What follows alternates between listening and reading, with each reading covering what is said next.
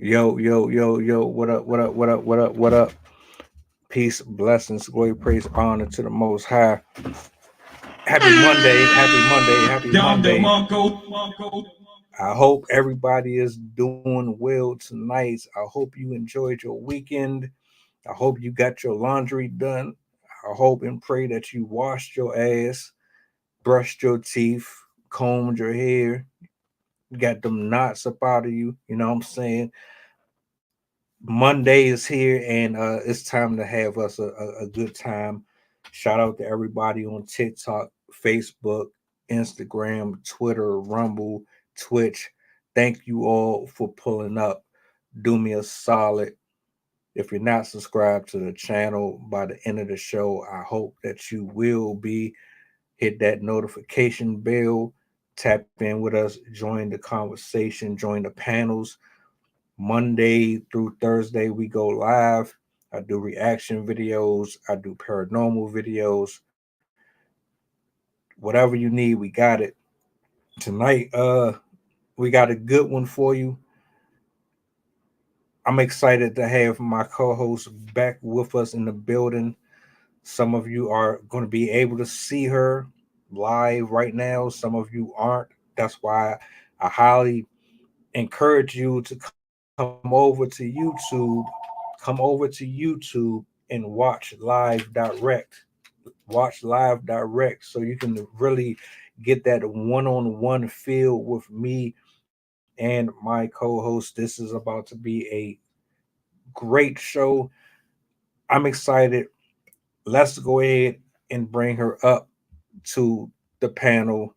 Miss Kimberly Passions, you are live. What's up? Hello, hello. Happy Monday, guys. Thanks for the reminder of the weekend. Been working, been making money, of course. So exhaustion, but now communion. So I am so excited to be back this week and just jumping into a cool topic. And I'm ready to go. Let's hear what we got. All right, all right, all right. So let's go ahead and just do this, right? Let me set the scene. YouTube, Twitter, Bumble, Hinge, Plenty of Fish, Instagram X. What do they all have in common? Every single platform has something to do with dating or something to do with men versus women for whatever reason that it might be put out there. There's this underlining question that constantly is getting poked and prodded at all the time. Every time I look up, someone is talking about body count, promiscuity. Does being overly sexual make or break a relationship? Does it disqualify a person from having a compatible partner? Is it possible for someone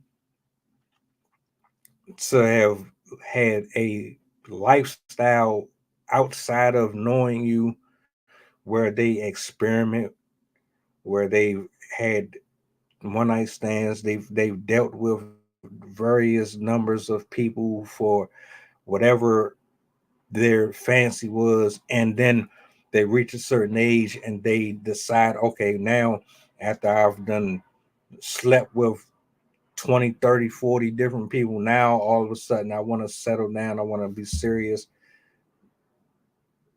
We're talking about Pandora's box tonight. um this discussion, this argument where it's constantly said that a woman that has a high body count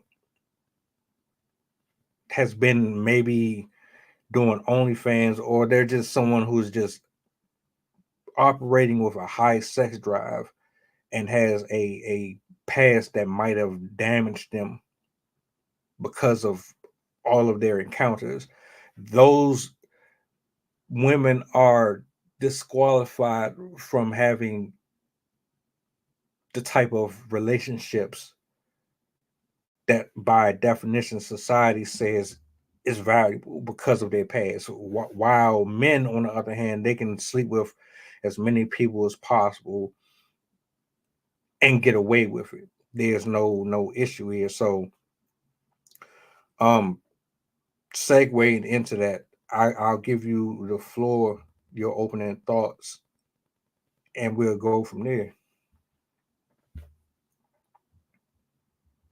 Oh, well, wow. Okay. Well, my opening thoughts are going to have to be like, I think it's a very essential topic to just have discussion about and kind of come to an understanding because, yes, you have the double standards that society has put into our minds. We have past experiences that we can look at within thriving relationships and relationships that haven't worked. I'm sure in our personal lives and on TV, being influenced by society. There's got to be an understanding, I think, within a relationship to be able to come to a point where you can realize, like everybody's a human being and everybody comes with a past that obviously did not involve the other person and was different timelines and things like that. But coming to the understanding of where you want to take a relationship and having it thrive is, I think, the common place that every individual relationship has to come to, because what works for some people isn't going to work for others. And having a stigma or a bad connotation, in your head already doesn't help change the narrative. So I think it's just a great topic to at least be putting some emphasis and awareness into, to be able to maybe create a different mindset but a different belief within our society nowadays.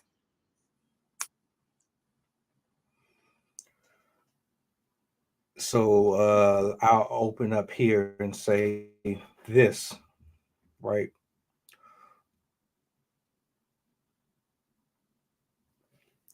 If we're being technical here, we weren't supposed to engage in any type of physical activities prior to marriage anyway. But once we crossed that threshold and we decided we were going to do what we wanted to do through our own desires and our own needs and wants, we bypass the given laws and structures that were put in place for a reason to go after our heart's desire. To me, it is a conflict of interest because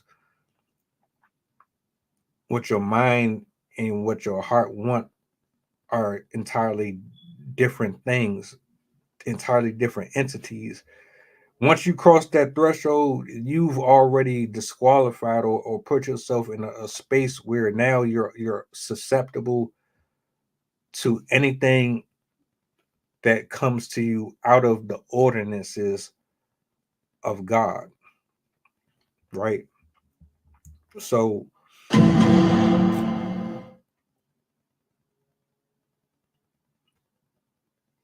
if we're talking historically speaking in the Bible, it's frowned upon. They talk about how King Solomon had many women. They talk about a number of different people who had different harems and things of that nature, but it was still a sin to covet another person's wife. It was a sin to be sexually immoral. And for whatever reason, I feel like things get misinterpreted and contorted. The problem I have with anyone that tries to make an argument, if you're going to do it, make sure you have all of your facts in order. I can't quote the Bible word for word. So I can't sit here and say this or that. What I can say though, based on what I have read and my experiences personally, and just from observation, anything that is unequally yoked spiritually is going to show its face in that relationship or that friendship or that one night stand or that random encounter. So I don't think that anyone who walks in sin or operates in it is so far gone that they can't come back and decide that this is not the lifestyle that I want to live anymore. Because I mean, you got to look at it like this. Anytime you're disobedient, what happens? You get punished. You get chastised. There's consequences. There's always a reaction to an action on our behalf. So I don't like that this is being polarized to be something beyond what it actually is in reality. When you step outside of those laws, what do you bring upon yourself? Envy, jealousy,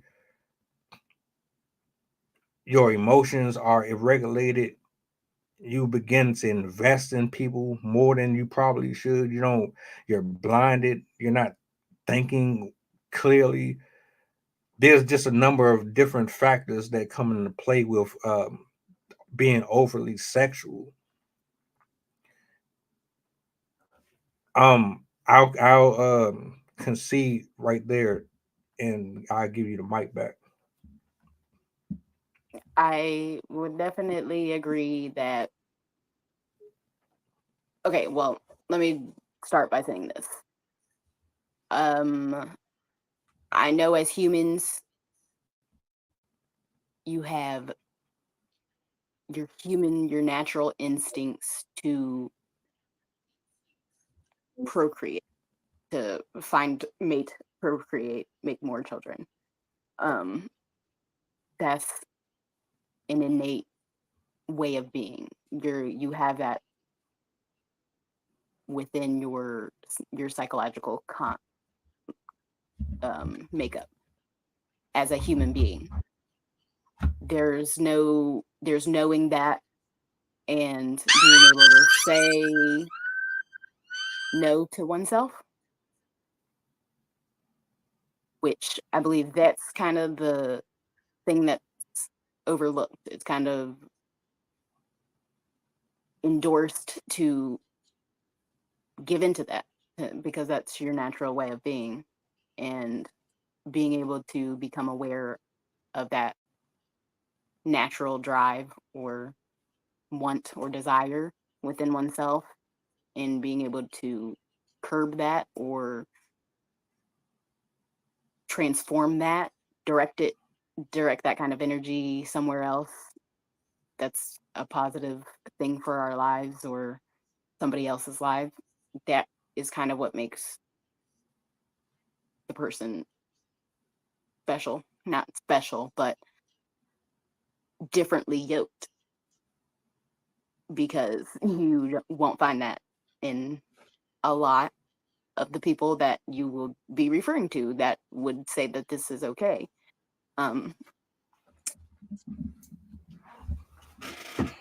Now, I kind of struggle with how my opinion is formed, because people that are single, looking, dating out here, there's a space where you are getting to know that person. Now, whether or not that involves getting into that, that's where I tend to maybe look for advice, because I'm not quite sure. I would say, for me personally, I know that me as a woman am somewhat defined within my sexuality, but I also find liberation in that sexuality as well, to be my full 100% self, because I know that there's a little bit of power within that space. Um, I'm not saying that my best, my that's all my qualities, shaped up into one thing in my sexuality, which, because it's not. It's so much more things that are involved within my best self, but my best self also has that sense of sensuality within her. So I do bring that within this argument to maybe shed some light on, maybe what's your thought? All right, so we're here. We've already we've said that by the rules and the laws of this world, not the spiritual world, but this world, we're gonna make it work the way we got to make it work, because we're the ones that's here, and this is how I'm looking at it. Ain't no spiritual beings physically here monitoring us or regulating us. We are here dealing with peer pressure and drugs, and we are in it. So let's make the best of the life that we have. You meet somebody that you find attractive in any type of way, you have all rights to do what you will with that.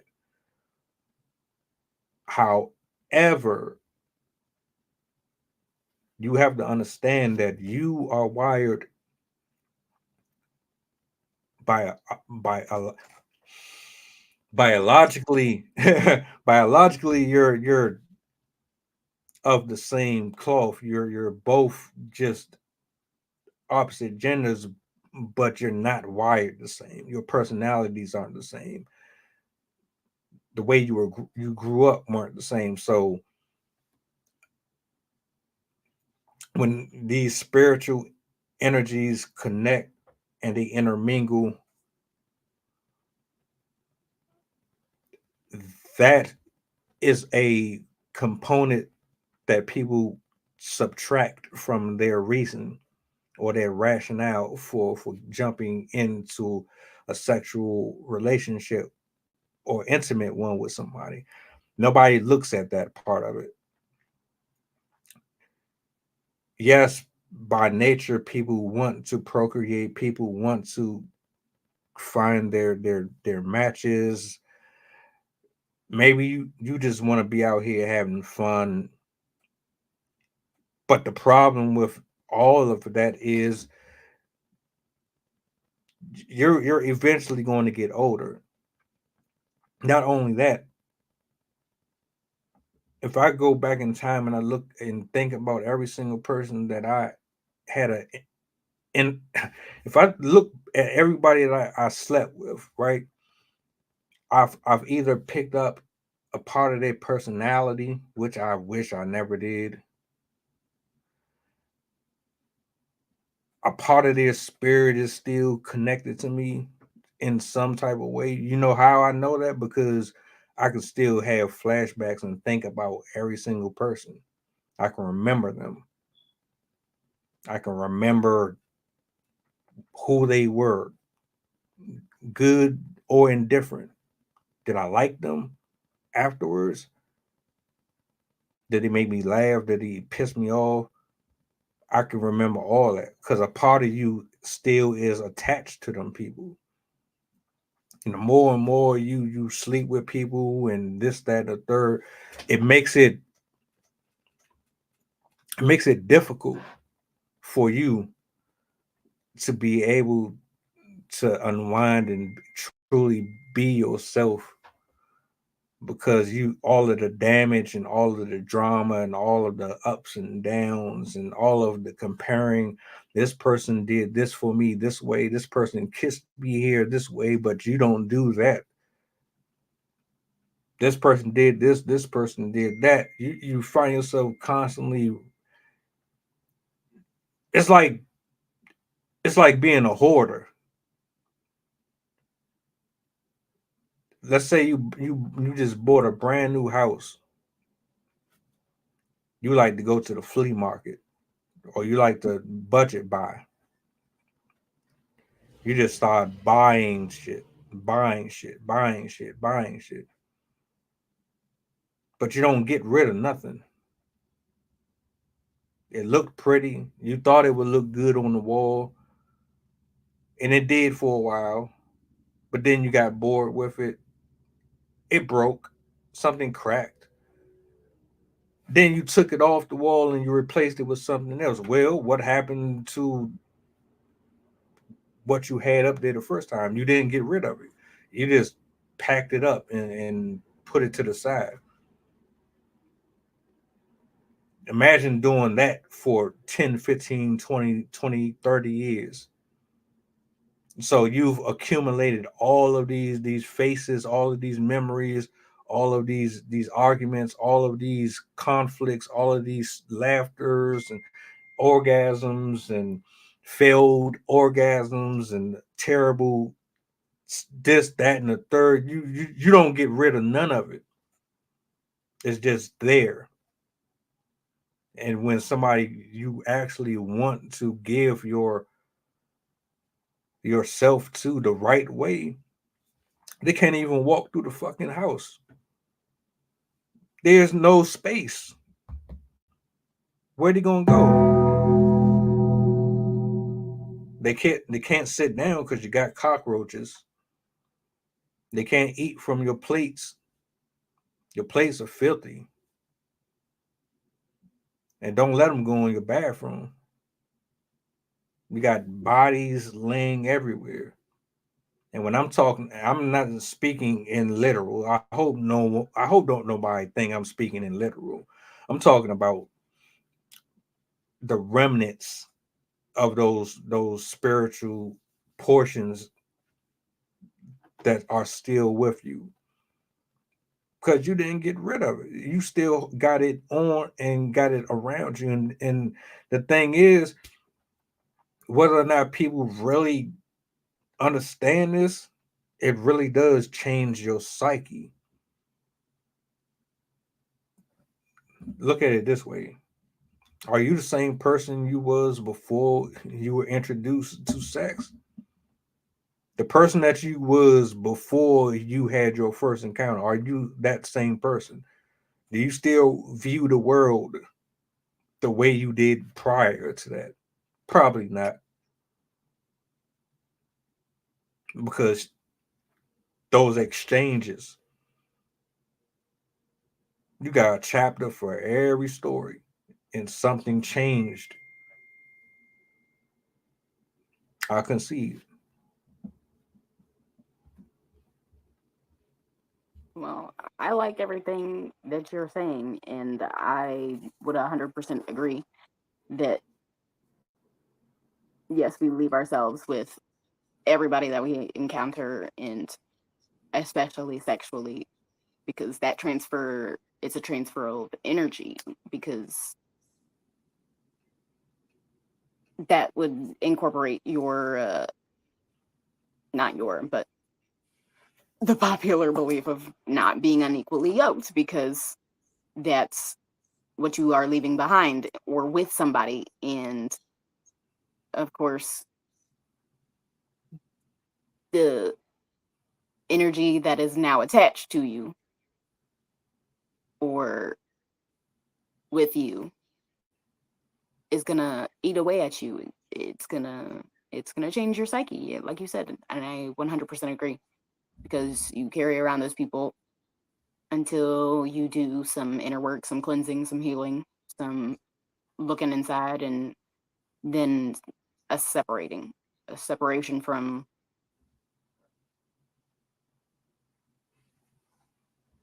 it's the let go of yourself to be oneself, but then knowing that you are still contained within a space.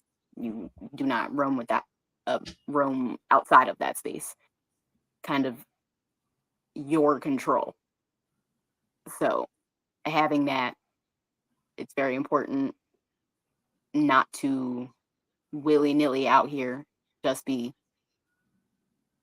a hoe. Like, I can't say it no other way, really, but being more mindful and conscious of those interactions and keeping them sacred and making them that way, seen that way, I guess, more is what change needs to happen.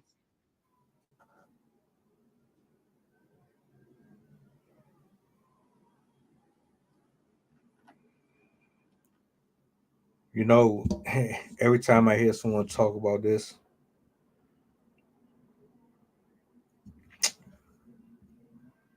I laugh, mostly because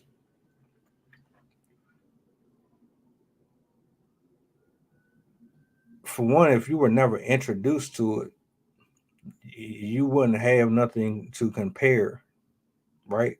So when someone says,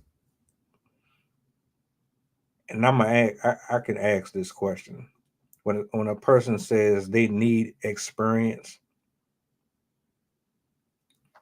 I think it's hilarious because do you really need experience? If you didn't know what it was like to be with another person, but you were just with that one person, would you really have any complaints? The only reason you have complaints or you have preferences is because it was prefaced with you testing out different members throughout your years, and essentially you just corrupted yourself. You done had 20 penises up in you. Yeah, you're gonna have a preference. You want to get slapped around, you want to get choked. Yeah, I guess so. You done been ran through so many times. You got bored. What happened is you were dating one person. Y'all had an intimate relationship. Might not have been the greatest, but it could have improved over time if you really was there for the right reason. Whatever. You broke up, you met somebody else.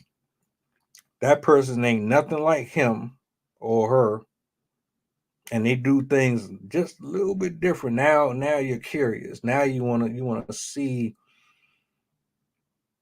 what else is out there. Because this was better than that. So if this is better than that, let me hold on to this until you realize that this wasn't going to last very long. Then you got to go and try to repeat it again and meet somebody else. The cycle continues and continues and continues. Now you're sitting here trying to figure out. I think that part right there is it's subjective. I don't know. You tell me, anybody, does experience matter to you? Does a person have to be a professional porn star for you to be able to find that heightened gratification with a person? Just even me asking that is already a problem. There's so many things that's wrong with this, right? Because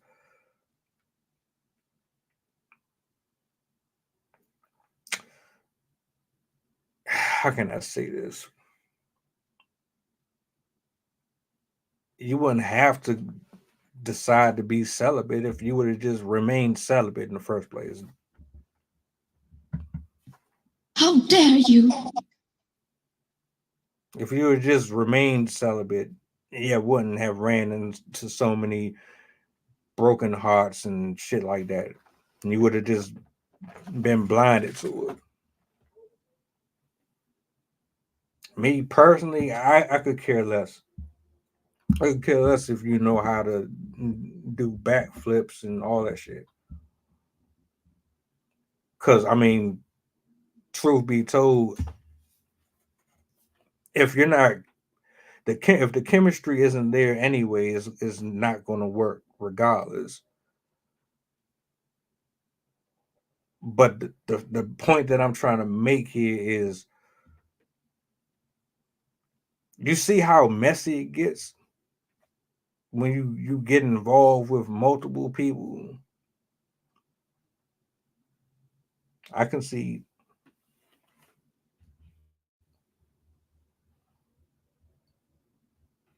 I would like to ask a question because I am curious as to your answer. Only because if I took two people and a man and a woman, put them in a relationship, and they developed within the relationship, and every need was satisfied within that relationship, it would be a perfect relationship, right? That's not what we have within people. So what happens when you are looking at a significant other that satisfies all needs but sexual needs? Sexually, you are just still just like unsatisfied. That comes into play whether you have remained celibate or a virgin or not. Um, fully satisfied within the sexual relationship that you have within that. I'm not saying that you can't grow or learn new things within that but that's when I see just more people going and looking for it elsewhere. That's what I'm trying to combat here, because you can sit here and say you're happy within a relationship and everything is, all your needs are met except for the one sexual need that you just feel within yourself you're unsatisfied. There's something lacking within me, apparently, that is not getting filled up within that. That's how you get people cheating in your relationships. You got different influences in your relationships at that point as well, because you start to try to find somebody else that will satisfy that one thing.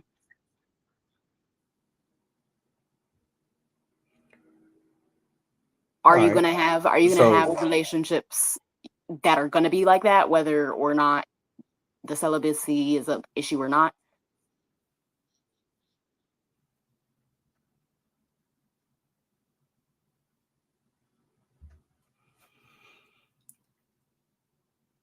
All right. So I look at it two ways.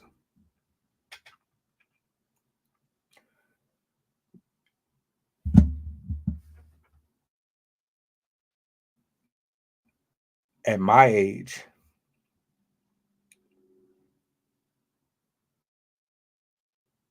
the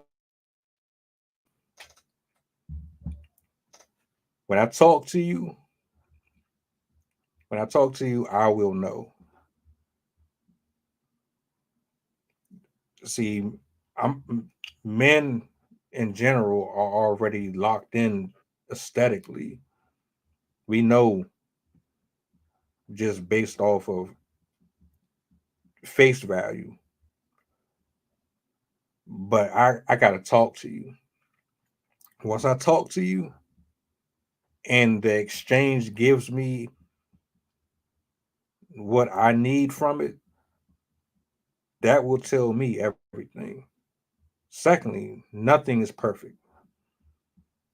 No one will ever be perfect. This modern era proves that you can have 8 out of 10, 9 out of 10, and it still is not enough. So we can go ahead and disqualify that.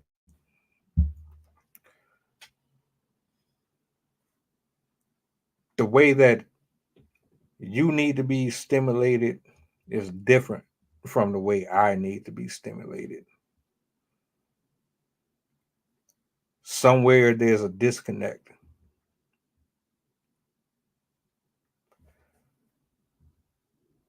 I can get turned on just like that,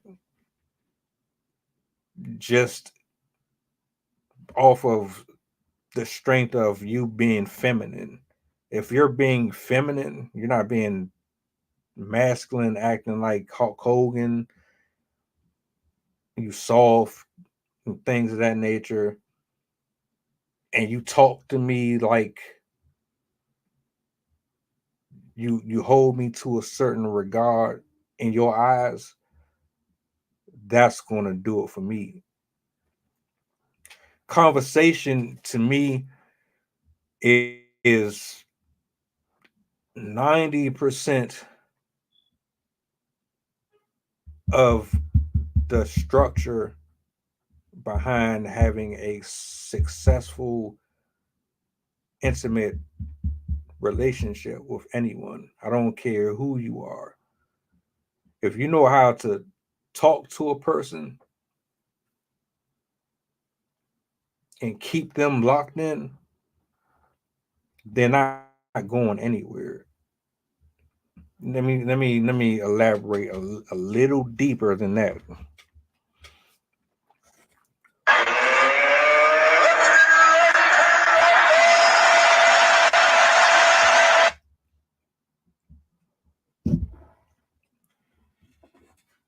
You can you can create any atmosphere you want in the bedroom through spiritual and mental connection.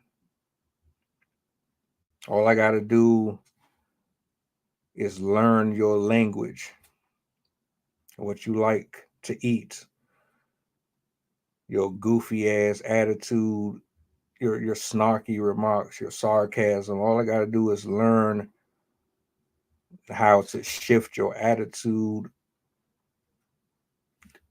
the keywords that trigger your body. All I got to do is pay attention to the small details.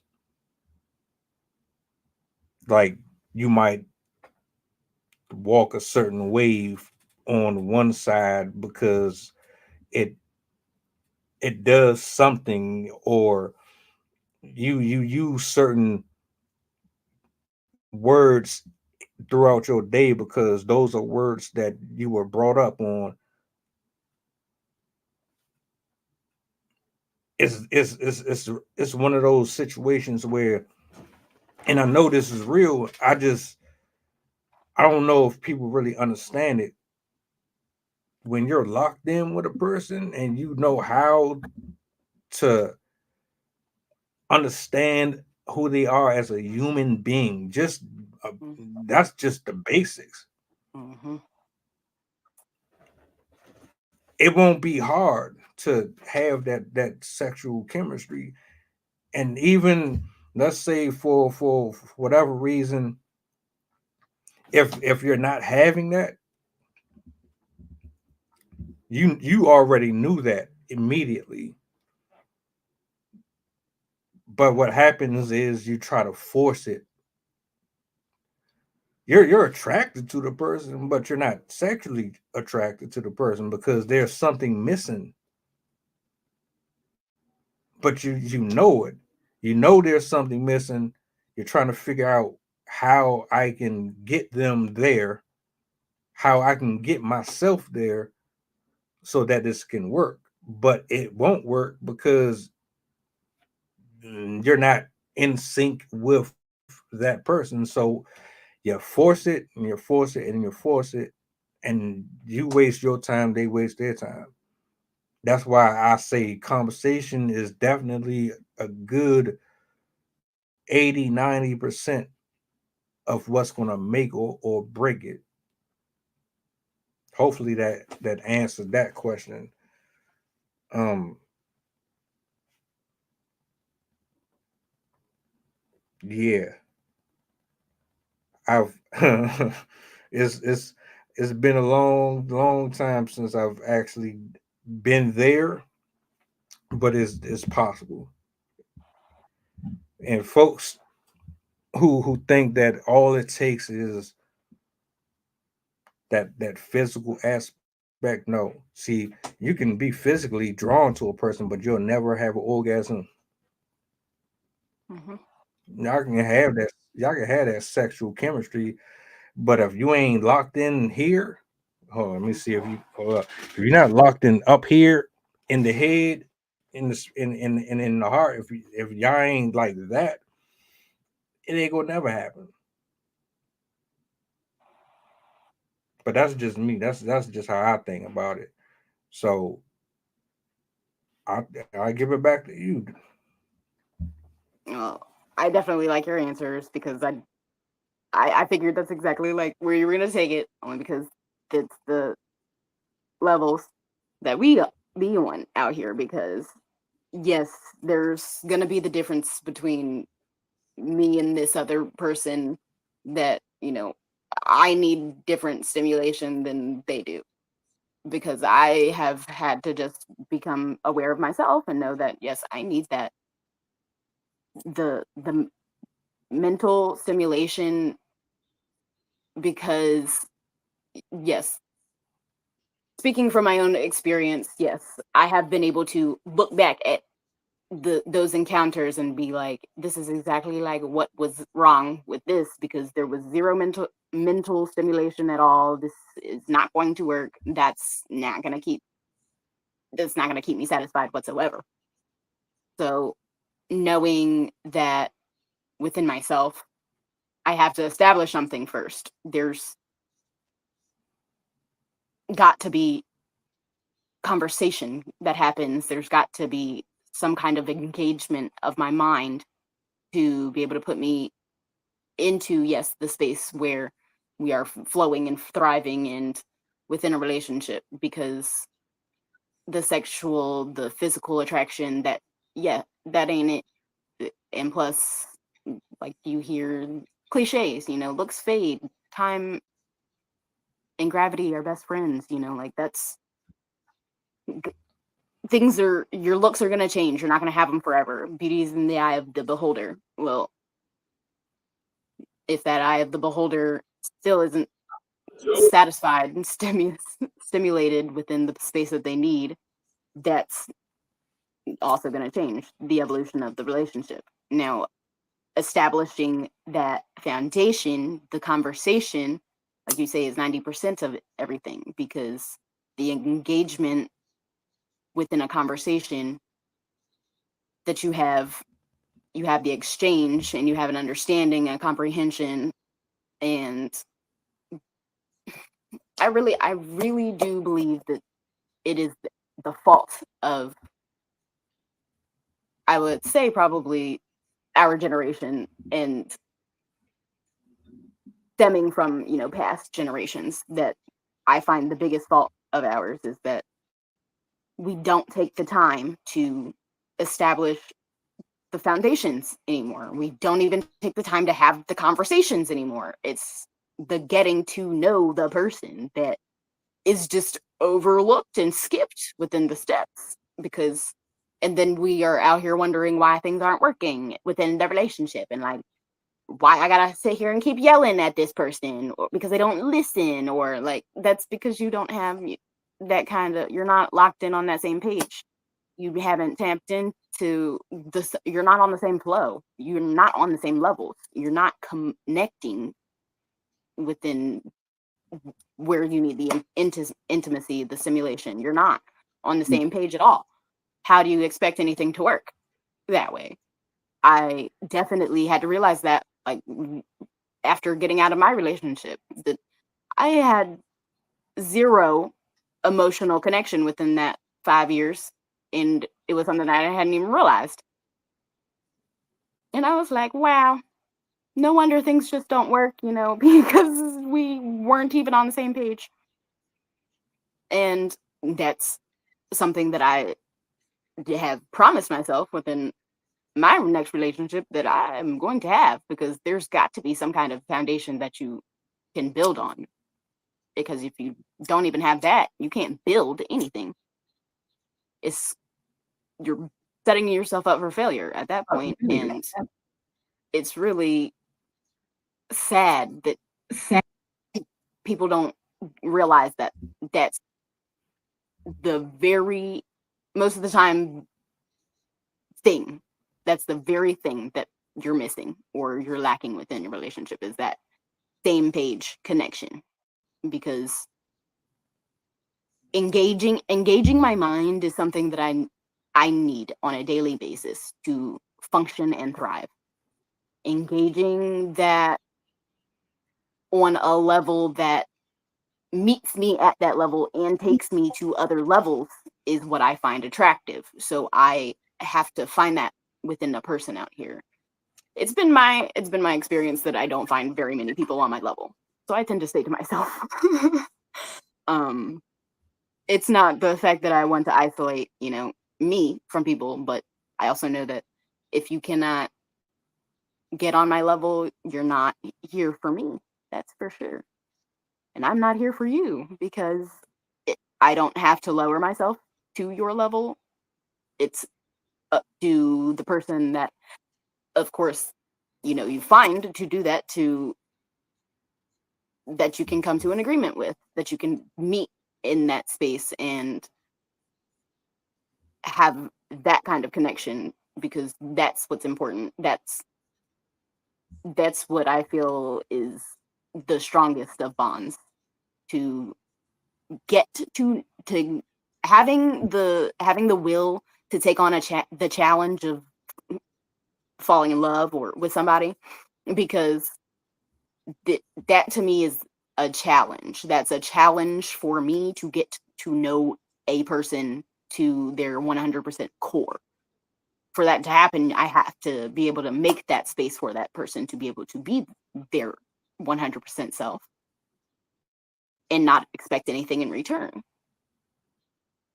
That is a challenge I find that I can't wait, like that's what I crave. I crave, that lifelong friendship, companion, that kind of establishing relationship to where it grows pretty flowers, like in the garden.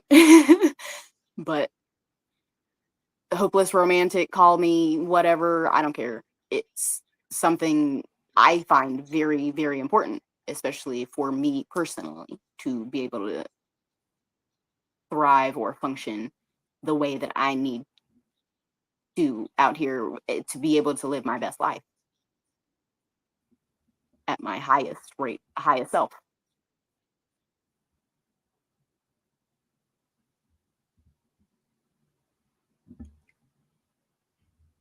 I think we need to eliminate this double standard notion.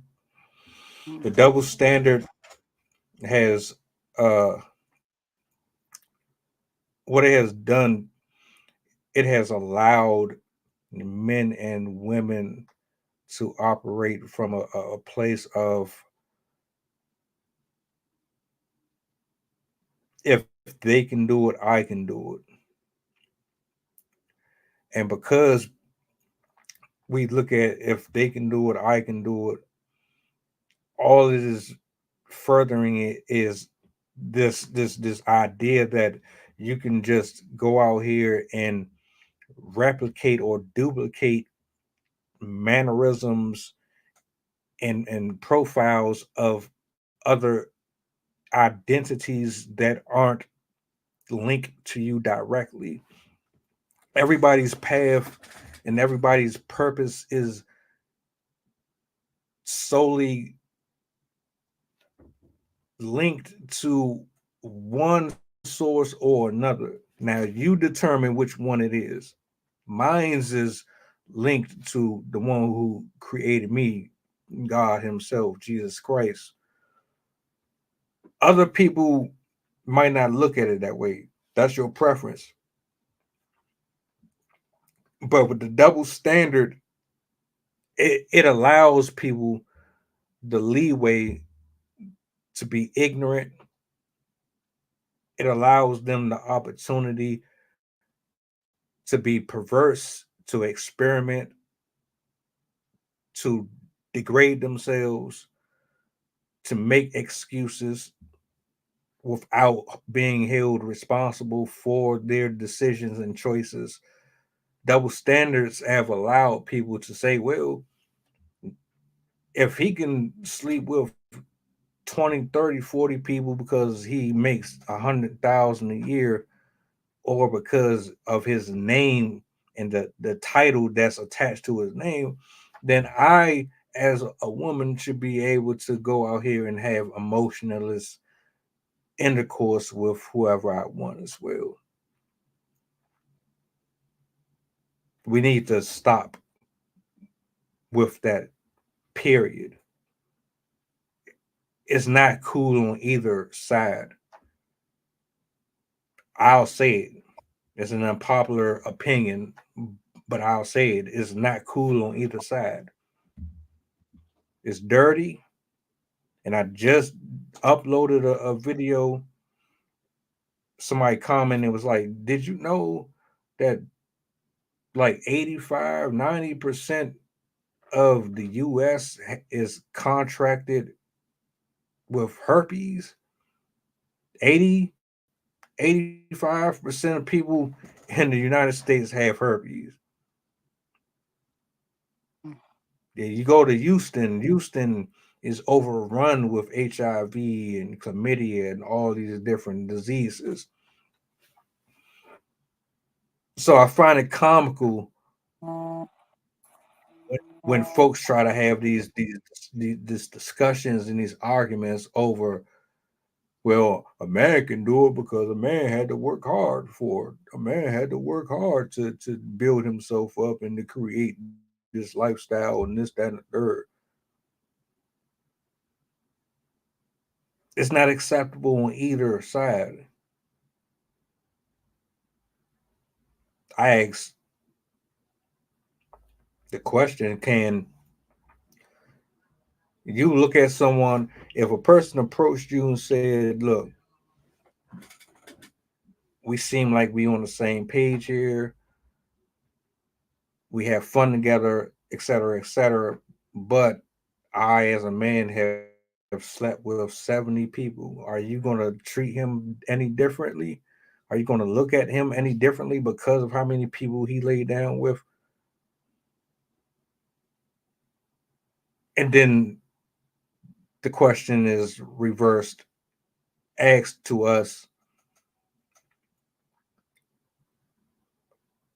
That's where things get blurry. I can't speak for all men or all women. I know we like what we like, you know what I'm saying? Me personally, oh, this me personally, I said it earlier, nobody is irredeemable. God has forgiven worse and it continues to forgive worse. So nobody is irredeemable. Now, what what's happening now is, if you're at a point in your life where you're thinking about your future, you're thinking about the possible children you might bring into the world, your reputation, your brand, your last name, your businesses, how this is going to impact you meeting this person and dealing with them long term. If you're looking at it from a logical, spiritual standpoint, saying, well, is this person who I'm supposed to lock in with? How do I know this? What are they showing me because you're going to get to a certain age. I don't care who you are. You sitting up here acting like you can just be out here running around all your days, and then you get to 45, you want to settle down. You will want to settle down at some point. Nobody wants to be lonely. But have you done the work? This is for folks who are sexually free and you want to experiment. Rose Rada, I thank you for pulling up. Thank you. I appreciate you for stopping in. Shout outs to you. Have you done the work? You you you live. Look, you lived your life. You slept with who you wanted to sleep with.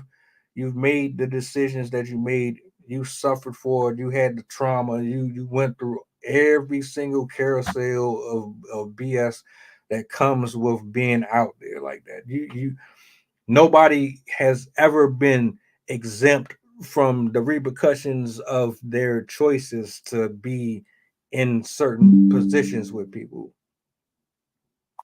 So, with your past being what it is, how are you going to approach a man or a woman and expect a person to take you serious? There, you have to. There's a process. I need to see something. You can't just smooth talk me. Not now. 20 years ago, 25 years ago, 30 years ago, you would have been able to just finesse. You can't do that now. You can't, because I know what happens when people sleep with a number of people. You're fucked up. You're traumatized. You're still damn near in love with one of them people, or two of them people, or three of them people. You still, if them people came back into your life right now, who's to say you wouldn't go and slip up and slide in them DMs, or whatever, because they fucked you better than the person that you're dealing with now, or it's always some shit. I'm looking at that. Have you really truly healed? Are you really uh free from the bondages that's kept you tied? Are you? Well, let's see. Let's see how this works. Because I ain't no dumb dude. I talk, I ask questions, and I'm a hell of a good listener. I will remember shit that you said and bring it back to your memory because you forgot that you said it to me. That's how much I pay attention. Second. So you're really going to have to. I don't think a lot of people are willing to do this, but that goes on both fronts. You really have to make it known your intentions and how serious you are. I'll concede the mic. I I identify, I relate so much with you and how you think, because it's really the fact that people there's a lot of people out here that do not think like this. There's there's just levels they haven't gotten to yet within the understanding of the world and themselves. It's the lack of I guess the space to do the work, or the lack of the want to do the work, because I see I see a lot of people out here that jump from relationship to relationship looking for, of course, something that is not being satisfied, that of course they are struggling with themselves without even considering that they really they're the relationship type so they are able to go from one relationship to another, or they're single, they're the forever bachelor or whatever. So that's how they see themselves, and that's the box that they put themselves in, and that's the work that needs to be done to get themselves out of that. And it's really something that individually we all have to come to that space where we can say, yes, this is where I'm slipping up, this is what I have a problem with, this is what I struggle with, this is what it is, and I need to fix or change our behavior. I need to do something different. I need to change. I need to heal from something. It's such a lack of that awareness that I see out here. That's what drives everybody. Literally the lack, ignorance is ignorance, because if you wanted something to change, you would have to look at yourself, because you can't change anybody else's actions or behaviors. The experience when it comes to changing, I think that's what tends for people to consider the celibacy, the separation from, because after a point, when you give yourself away a million times, however many times you want to say, like that you did this, that has to resound within you, that like, hey, I'm showing particular patterns here. I choose people that are emotionally unavailable, or I tend to, like you said, the double standards. Well, if you can do it, I can do it. Or if you treat me this way, I'm going to treat you that way, within people, that it's so detrimental. I don't want to open up a can of worms here either, but I do know that, like, I had just posed this question to a few of my coworkers, that just because I wanted their opinions, because the world is changing. This day and age is not how it's not 100 years ago. There are standards now that are important that were not important then, because considering our children nowadays, what kind of examples are we giving them? I know that that's what everybody's going to say is important to them, to be the good example for their kids, that they can be. But how is it going to be different in 100 more years, because of the things that we're doing today to affect our children, in the way that we're establishing families that are broken, unstable, unsafe?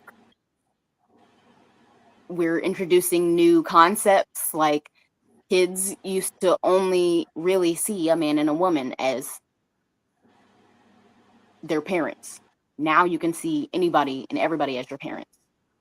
And how does that affect our kids, and how they're going to be thinking when they become adults? Because if you have an influence, but you have the influence of a man and a woman in your life as a child, compared to just a man, just a woman, or nowadays, now you're introducing another thing where you have 2 men as your influences, or 2 women as your influences,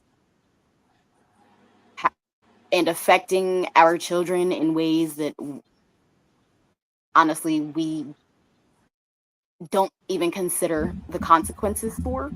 We are not held to any kind of responsibility, really, because of the damage that we do within our relationships, that hinder our children from making the best ones. We then put them into generational curses and exchanges that they have to deal with, or try to change the narrative about within their lives now.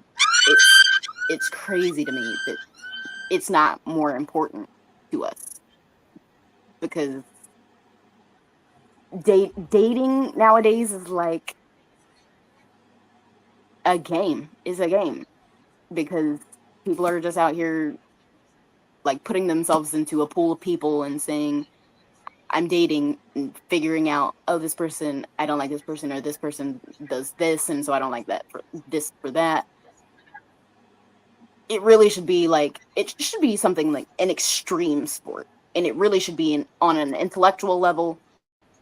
It should be almost like a game of who's on my level. That should be the game of dating, because just physical attraction and seeing if you can click physically is what I feel like most people find important, when that's probably like the least important thing about it.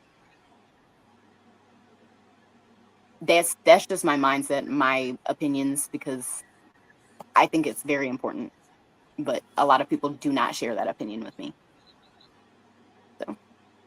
So I'm glad we had this discussion. I want to rewind real quick because there's a root cause to why we are wired the way we are today.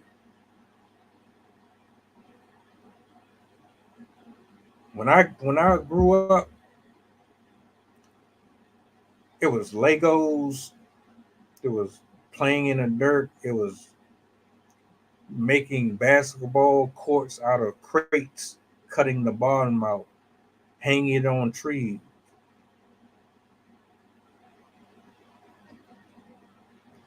With the girls, it was Barbies, it was the freaking gigapets, and it was like an entirely different scope of what being a kid was. You actually played outside. You actually watched cartoons that weren't overly sexual. You hung out with other kids in the neighborhood, girls and boys. Yeah, you touched grass. You didn't have access to social media. There were pagers and shit. Some people don't know what I'm talking about. Pagers. So my thing is, at some point parents stop being parents, actual parents, guiding you to or keeping you from seeing certain things. So once you begin getting introduced to BET and the box, Lil Kim, Notorious B.I., once you start seeing certain people and certain things, it started to reshape the way that the world. Like, I saw a video where the mother was in Japan. They were dropping her kid off from school, right? But they're in her house, and she has like a portable train system or some type of train system connected to her house. And when they drop her kid off, they drop him off in this tube. It's like a miniature train. They drop the kid off to her house. The train pulls up underneath her floor, and then there's a pod that pops up out of the floor, and her son is right there. Like, I saw that shit, and it was like, wow, I need to go there. I need to see this for myself. I need to experience that. I've never seen no shit like that before. And that's what happened with my generation coming up. they started to see stuff, and it was like, oh my goodness, what is this? I gotta taste this. I gotta have a part of this. What? People gossiping about girl. He did this to me. He did that to me, and dudes are sitting up here hustling and this, that, and the third, and we promote it and advertise it and make it look like it's one thing when it's really not what you think it is. That's what got people sitting here competing and comparing and competing and comparing. Yeah, people are dating, but they're dating for resources. They're dating to see if you can financially take care of them so they don't have to work. Mhm. They're dating to see if your stroke game is better than everyone that they came across so they can behave themselves and get out of the dating field. They're dating to get another offer. They're dating just because it's a free fall. It's like being in a steel cage with 5, 10 different people, and you're just basically just having this Royal Rumble. You get it how you get it. Don't nobody care about being serious. And if they really were, they've been so desensitized to what love looks like and what a relationship looks like because you done had all of these different experiences. You don't even know what to look for. You think love is money. You think love is getting your back blown out. You think love is someone all over social media. Everybody knows them. Everybody adores and loves and admonishes them. You think love is flying everywhere in the world. Y'all got y'all whole y'all you're really screwed up. You're really, really screwed up. Your priorities are shot. Your ideals are shot.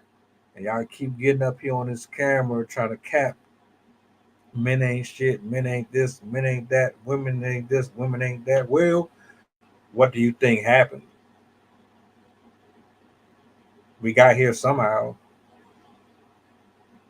She became a hoe somehow. He became what he was somehow. It started somewhere. Take responsibility. I didn't look, man. I didn't tell you to go out there and slut it out. I didn't tell you to be attracted to assholes and dickheads. I didn't tell you to give your heart to 304s. I didn't tell you to spend your money on OnlyFans models. I didn't tell you to take your entire paycheck and give it to somebody who clearly didn't give two shits about it. I didn't do that. You chose that.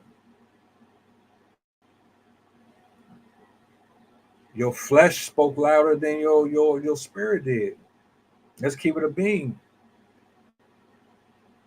You saw something that you liked, it enticed you. You didn't care about the red flags.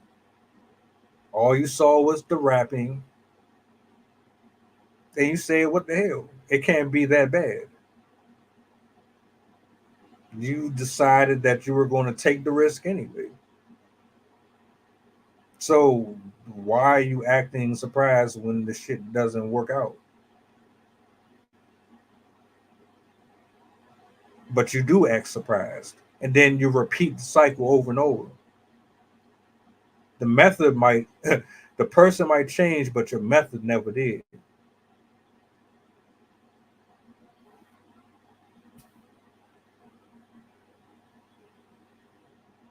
Okay,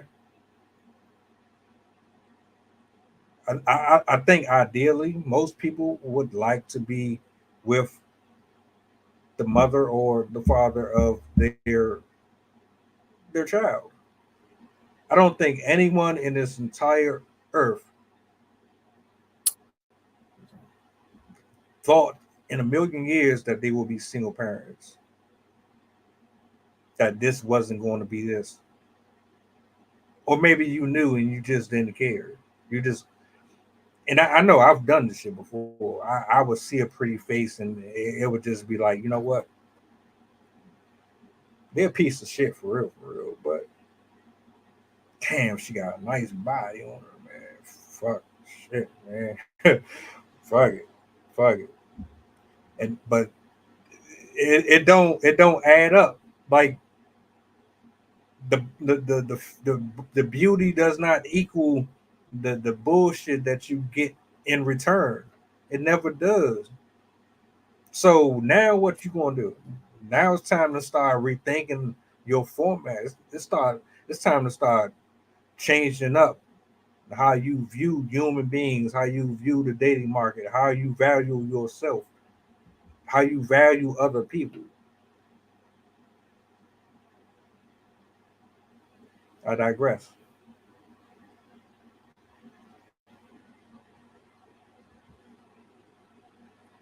Anything you want to add on there, or I mean, you know, I can go on and on with the shit, but like I'm like you, Yeah, I'll be trying.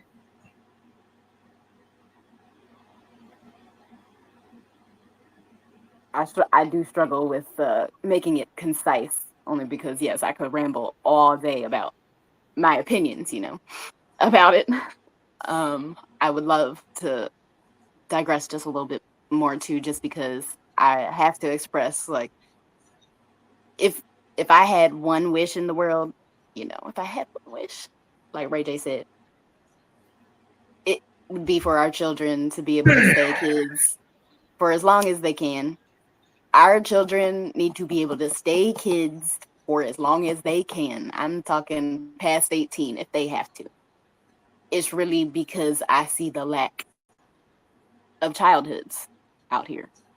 Maybe it is me in a limiting belief that I think my childhood was a little bit better than these kids have nowadays, and maybe just a selfish want for our kids to have a childhood like we did, growing up.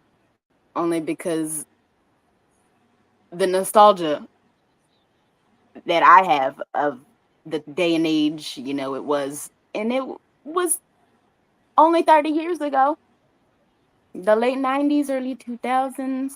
And that's me as a younger person, to know how different it is for kids nowadays than it even was for just me 20 years ago.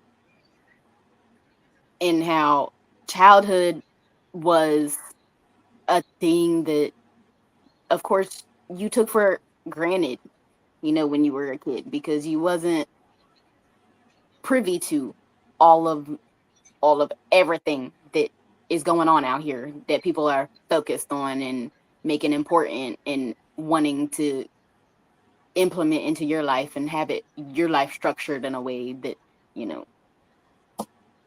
that that to me is a thing that is put on a child at way too early of an age anymore. They are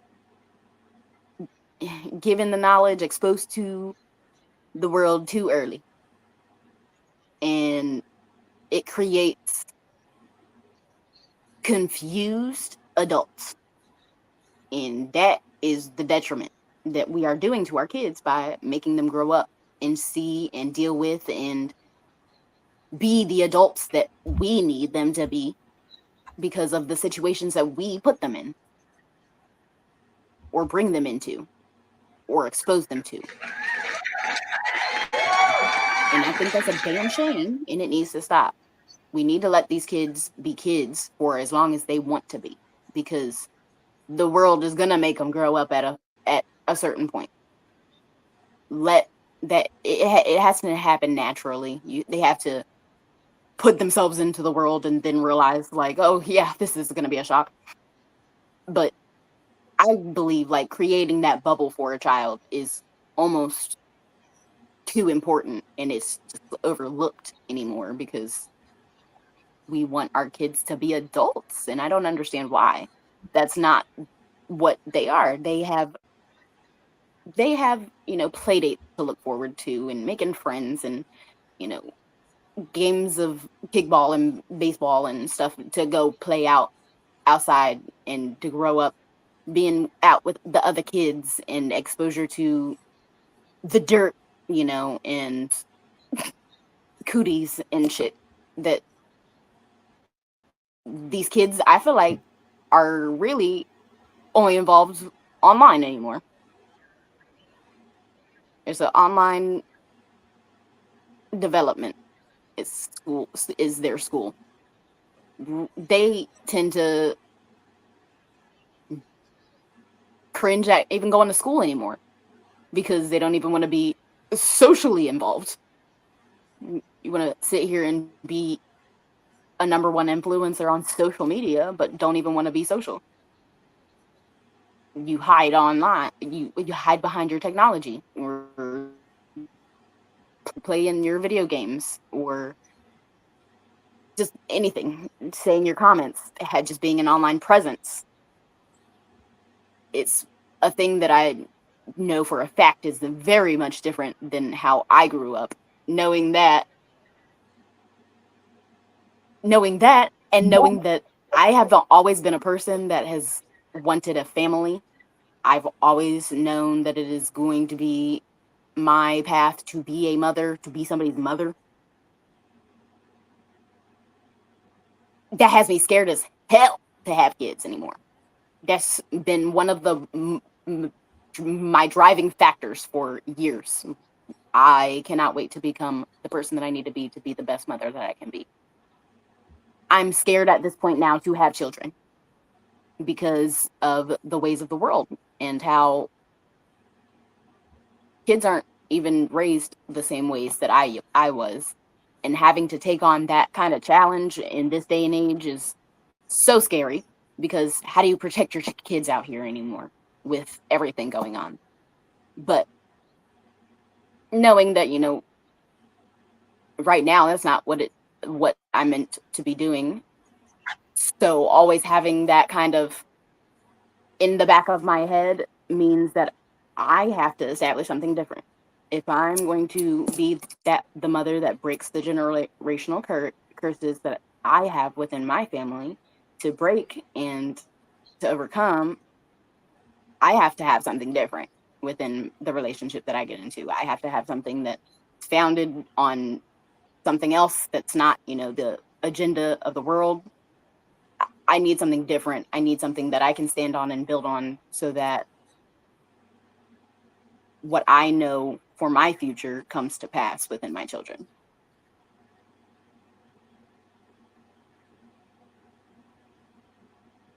I hear you loud and clear, and I get the apprehension. I do, for a number of reasons.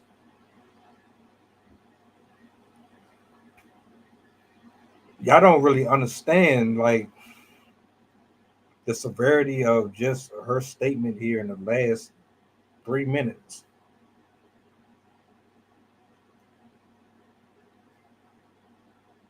It's very, very mind-boggling to me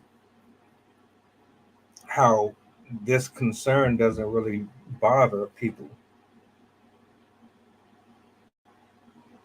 especially if you're looking at the fact that you will be, if Lord willing gives you the years added on to you, to be even in a wheelchair, walking stick. There's going to be another generation that comes after this, and what are they going to have to go off of? Y'all lazy. Y'all send your y'all send your children off just to get them out your face, so you don't have to discipline them, and you don't have to be teachers and they essentially become what you were yourself, really. Just a representation. You said it earlier, generational curses. They are absolutely real. Mhm. They get passed down until somebody stops it. So where's the kings at? Where's the head of the households at? Where's the nuclear homes at?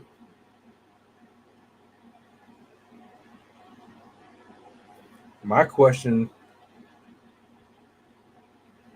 to wrap up this entire discussion,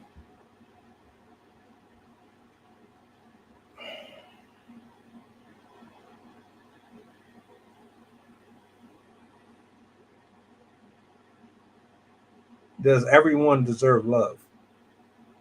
Deserve a partner?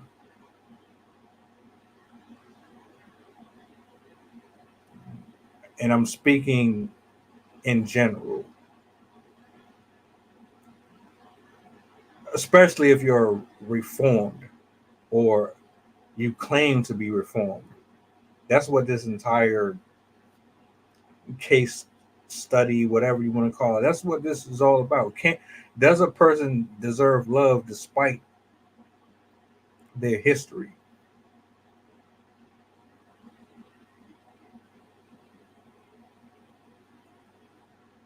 Because I'm looking at it from two different versions. You're either reformed or you're pretending to be reformed.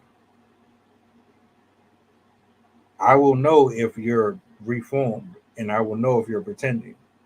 And then there's a large majority that's pretending. I give you my answer. I give you my answer. If you are truly reformed,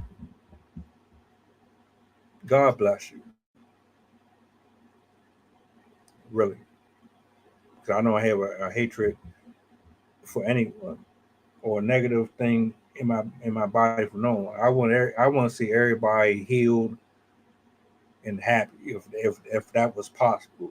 If I had the power to just, but it doesn't work like that. We'll struggle and straddle the fence until our last breath and wish we would have just. So if you're really recovering and you're really going in the direction that God wants you to go in, it'll show.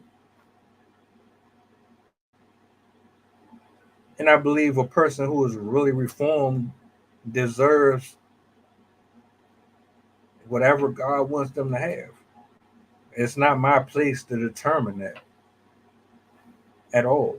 Who am I to say? You know what I'm saying? But now, if you're just one of them people who is just on the seesaw and you're up and down with it, nah, nah, stay clear away from them people because folks that are double minded, they can't lead, they can't be a wife, they can't be of any value or any service to you. They can't be productive in the household. They can't be productive to society. They can't even be productive to themselves.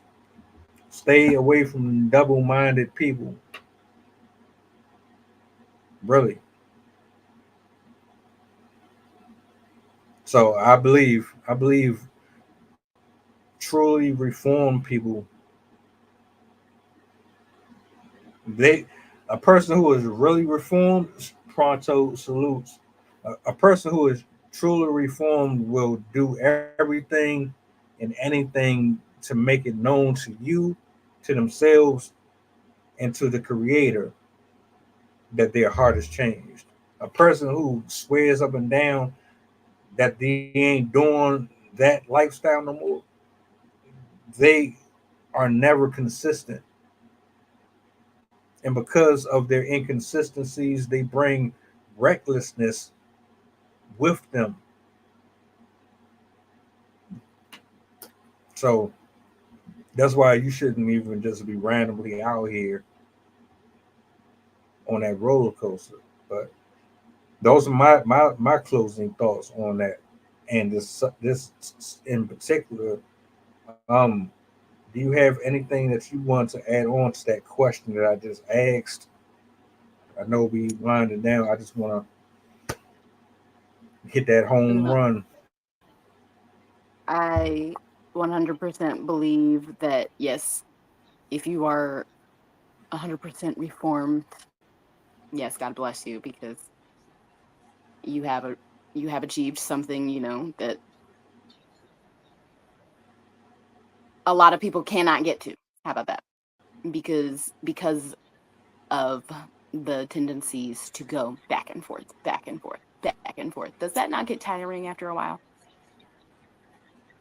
It just reminds me of Whiplash. Kind of just sounds like not fun, especially after 3, 4, 5, 6, 7, 8, 9, 10 times. Can I get off this ride? I I 100% believe that everybody deserves love. But yes, I would have to now amend that and say that if you are toxic, there's a, a change that needs to happen within you to where you can accept that love so that you can be in a place where you deserve that love instead of being just toxic and ignorant anymore. There's a time for reformation. People have to come to that point and actually do the work. And it's all or nothing. It's all or nothing. It's not just a little bit of work here. This part of me is reformed, but this part is not.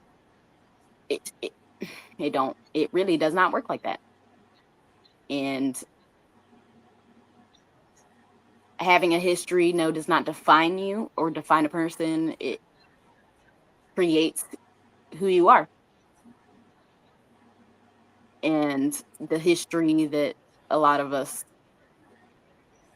put ourselves in, if you can identify like, hey, that's a pattern, there needs to be a change. That's what you got to come to. It's really just plain and simple like that.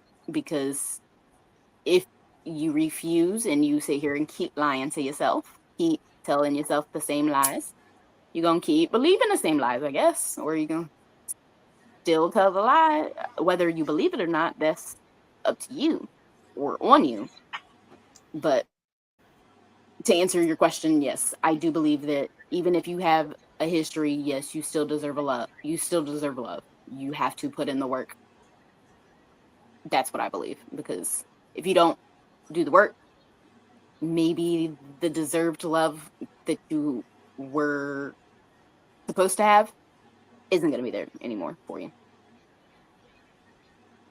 And that's on you. That's not saying that you don't deserve it. It's the fact that you don't want to do the work. So that's exactly what it is. You don't have it. You are not going to have that.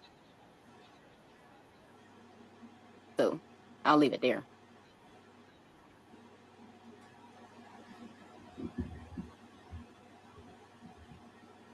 Excellent discussion. This is very, very telling, man. Start to finish. I appreciate the words of wisdom, the openness, the transparency. We got some work to do, man. A lot of us. Shout out to people who go through, acknowledge the fact that they go through and still fight, scratch and claw to get out of it and make something out of their life still, in spite of recovery and redemption is just as difficult to accomplish as anything else, if not worse. I don't want to take that from nobody. So, what do y'all think in the comment section? Y'all let me know. I want to thank my co-host here, Kimberly, Miss Passions, for pulling up tonight, for indulging an old man in this exchange of words. It was definitely a pleasurable discussion. Um, to the people that are watching, if you're not following her, make sure you go check her out on her IG, on her threads. If you're not following me on YouTube, like, share, subscribe to the channel. The link is in the description. If you have any topics that you would like us to discuss, email me, DM me. I'm always active. I'm always showing love in return. So, yeah, this was a good show tonight. Appreciate you for coming up.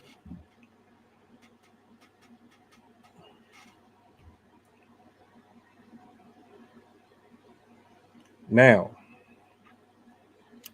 you guys have a blessed evening. You know, it's still early. We still got 4 more days to go, but y'all have a blessed evening. Tap in with us tomorrow. We will be back. And yeah, this is Assembly of Excellence signing out.